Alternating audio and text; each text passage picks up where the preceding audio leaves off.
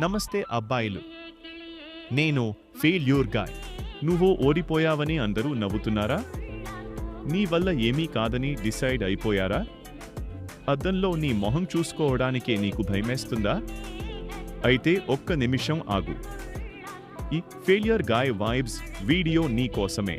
ప్రతిరోజు ఏదో ఒకటి సాధించాలనుకుంటా, కానీ సాయంత్రానికి ఖాళీ చేతులతో మిగిలిపోతాం. కష్టం నీది, కానీ కామెంట్ చేసేది లోకం. ఇంకా ఎన్ని రోజులు ఇలా అని నీ మనసు నిన్ను ప్రశ్నిస్తున్నప్పుడు వచ్చే ఆ బాధ వర్ణనాతీతం.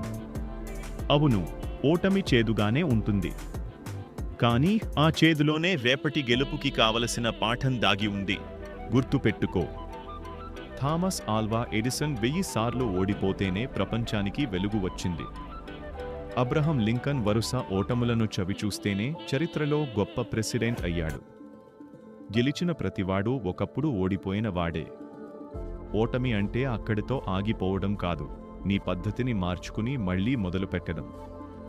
సింహం 2 అడుగులు వెనక్కి వేసిందంటే అది భయపడి కాదు, గర్జించి వేటాడటానికి. ఇప్పుడు నీ దగ్గర 2 దారులు ఉన్నాయి. ఒకటి, అందరూ అన్నట్టు నేను ఫెయిల్యూర్ అని మూలన కూర్చుని ఏడవడం. 2, ఆ ఓటమినే ఒక మెట్టుగా చేసుకుని ఆకాశమంత ఎత్తుకు ఎదగడం. నీ కన్నీళ్లు తుడిచే చేతి కంటే నీ చెమటను తుడిచే చేతికి విలువ ఎక్కువ.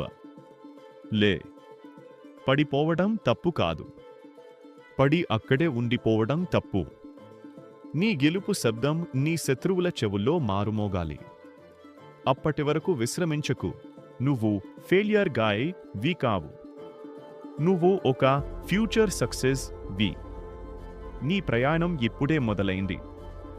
నీలో ఆ కసి ఉంటే, నీ మీద నీకు నమ్మకం ఉంటే, కామెంట్ సెక్షన్లో ఐ విల్ విన్ అని టైప్ చేయి. ఇలాంటి మరిన్ని మోటివేషనల్ వీడియోల కోసం మన ఫెయిల్యూర్ గాయ్ వైబ్స్ని ఇప్పుడే సబ్స్క్రైబ్ చేసుకో. విజయం నీ వెంటే.